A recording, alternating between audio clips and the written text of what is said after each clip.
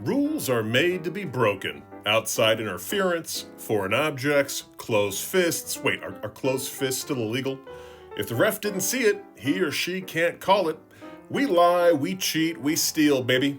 But that's referring to the fake rules of our fake sport. What about the backstage rules, both unwritten and, written, that WWE superstars are supposed to abide by? Whether with management's approval or if a talent goes into business for themselves, these rules are ignored from time to time as well. I'm Senior Siete for 7 Wrestling. Let's take a look at 7 times the WWE broke their own rules. Now, we appreciate your support, so if you enjoyed this video, please hit the like button, subscribe to the channel, and $1 million dream that notification bell. Also, we have got merch. Show the world that you're a part of the brotherhood, even if you're a sister, with some of our too sweet apparel, stickers, and other business. Number 1, third time's a charm. The rule of 3 is a timeless storytelling principle that taps into the way our brains process information. 3 elements provide just enough pattern to establish a rhythm and an expectation without overwhelming the audience. Now, in narrative structure, the rule of 3 often manifests as a progression.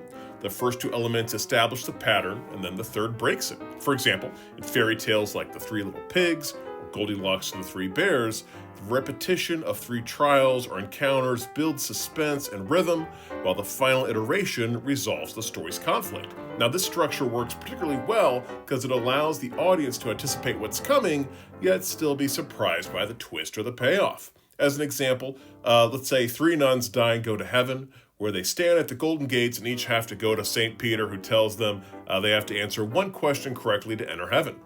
Now, the first nun is asked who was the first man on earth, and the nun says, "Oh, that's an easy one. It was Adam, of course." Music's chime, the gates open, and the first nun enters heaven.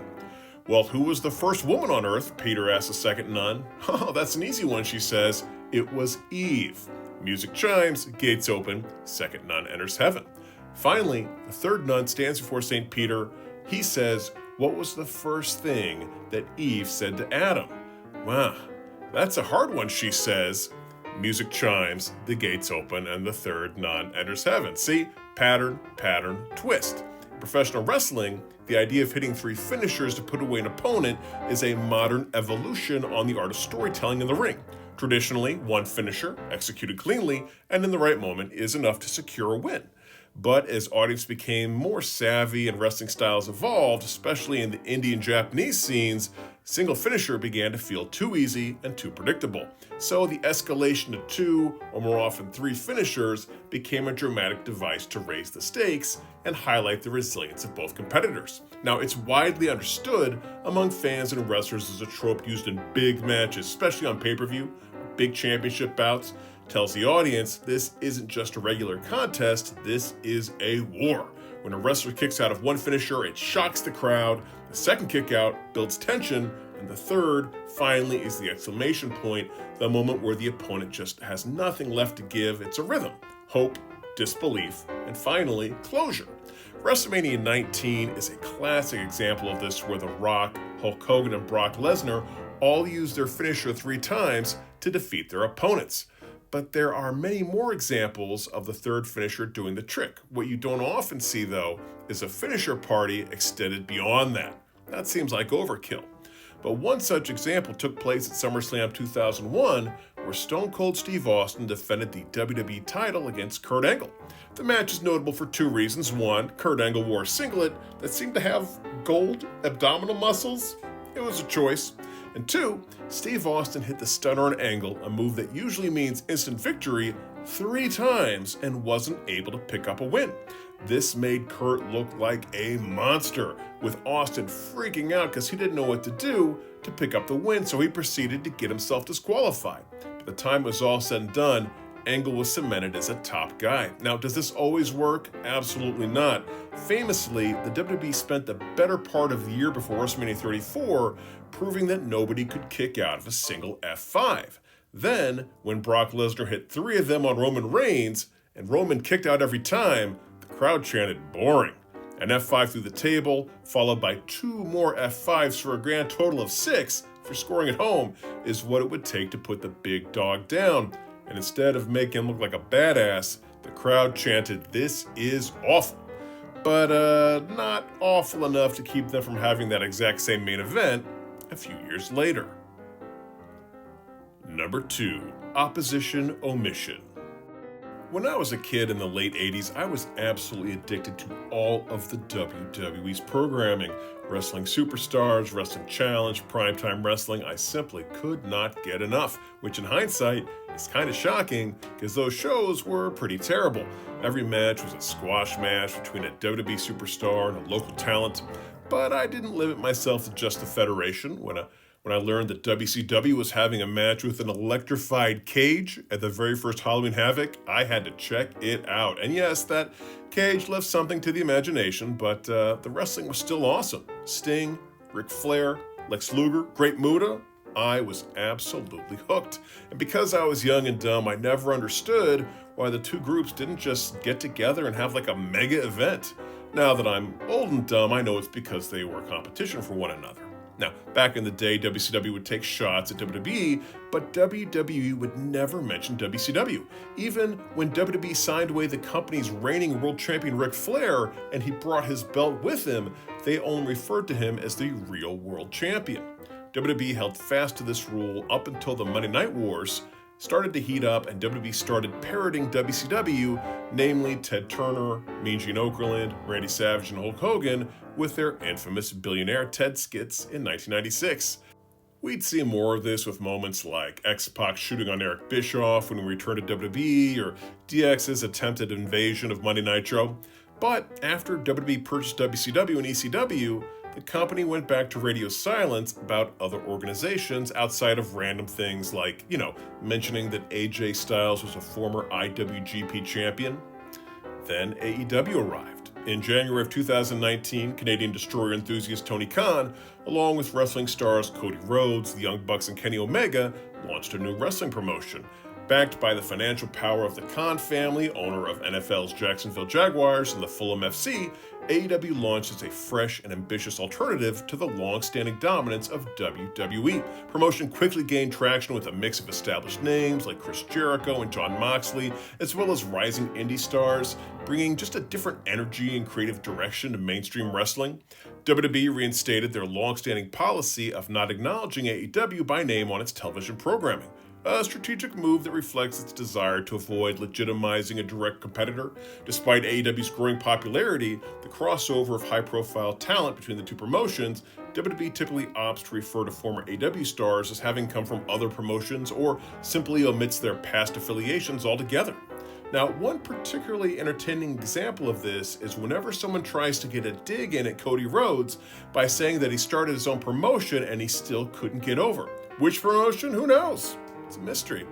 However, on the May 27, 2019 episode of Monday Night Raw, Sami Zayn made headlines by directly mentioning AEW during a live segment called The Electric Chair, where he was fielding unscripted questions from the audience. Frustrated by the lack of provocative questions, Zayn remarked, "You could have asked me about AEW." The audience reacted with an audible gasp, and WWE swiftly edited the mention out of the segment's online replays. However, the segment during the DX induction into the WWE Hall of Fame, where Triple H tells AEW employee Billy Gunn that Vince McMahon will purchase that pissant company just to fire him, is still available on Peacock. Number 3, best blade plans. I think we need to be honest with ourselves as pro wrestling fans. Bleeding in wrestling is weird.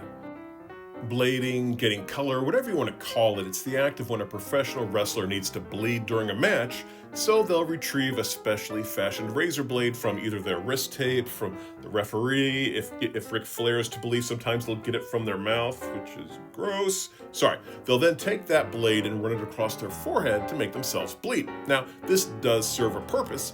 Bloody face does heighten the drama of a match, and when used sparingly, Mr. Moxley, it can be very effective. But it's still pretty weird. Don't believe me? Go find a non-wrestling fan and explain this process. Odds are they will be horrified. WWE has been hot and cold on this process over the years. Bret Hart reveals no less than 3 instances where he used this tactic in his matches without the bosses knowing and then pretending it was an accident. You have his In Your House world title match against Davey Boy Smith, the legendary WrestleMania 13 bout against Steve Austin, which is kind of mind-blowing considering how that's probably the best example there is of blood making a moment. And you also have his WrestleMania 8 Intercontinental title match against Roddy Piper. Weird thing about that one is that Ric Flair would cut himself later that night and get into big trouble, whereas Piper and Hart were able to convince Vince that the blood was a mistake. But now, in the era of the Mattel toy license, the WWE likes to keep things more on the PG side. If fans could go nuts over Al Snow's mannequin head during the Jax days, there's no telling how they would react if they knew people were slicing themselves with razor blades. The act became so frowned upon in the company that there was even an instance where Batista went against the boss's orders and decided to cut himself during a 2008 Raw cage match against Chris Jericho. This resulted in a $100,000 fine. Yikes. But the WWE is willing to bend the rules a bit if the stakes are high enough. One such instance took place at SummerSlam 2016, where Brock Lesnar busted open Randy Orton. Now, there's a bit of an asterisk on this one, as it's believed that no blade was used and that Lesnar had intentionally cut Randy with a well-placed elbow. Now, that process is known as getting color hard way, because you really need to hit your opponent to make it happen. A more well-known manner of doing this is punching down on an opponent's eyebrow. Actually, sorry, don't try this at home, kids. Another example of the WWE bending their no blood rule took place at the WrestleMania 34 title match between Lesnar and Roman Reigns. Reigns was gushing blood in that match, and while it was made to look like Lesnar had done this to Reigns in a manner similar to what he did to Orton, we're not exactly sure. Oh yeah, this is the same match where Lesnar hit Reigns with like 6 F5s. They were just breaking rules left and right that night. Still didn't help. Number 4, Maybe Driver. You know what I've noticed? Nobody panics when things go according to plan, even if the plan is horrifying. If tomorrow I tell you that a man is going to jump off of a ladder and through a table, nobody panics because it's all part of the plan. But when I say that one pile driver will be performed, well then everybody loses their minds. And with good reason. Compressing someone's spine is no laughing matter. When you take into account how a flub tombstone almost ended the career of the hottest star in the business, you'd understand why. So the pile driver is maneuver non grata around WWE, with a couple of exceptions. At the No Mercy 2006 pay-per-view, The Undertaker squared off against United States champion Mr. Ken Kennedy in a non-title match. During the bout, the dead man called for a pile driver, and Vince McMahon was not happy about it. In an interview with Rewind, Recap, Relive, Kennedy would say, "My first match experience I had with Taker, I'm just listening to him and he's down on his knees and he goes, 'Give me a pile driver.' So I'm thinking like, oh, he's gonna backdrop me out of it.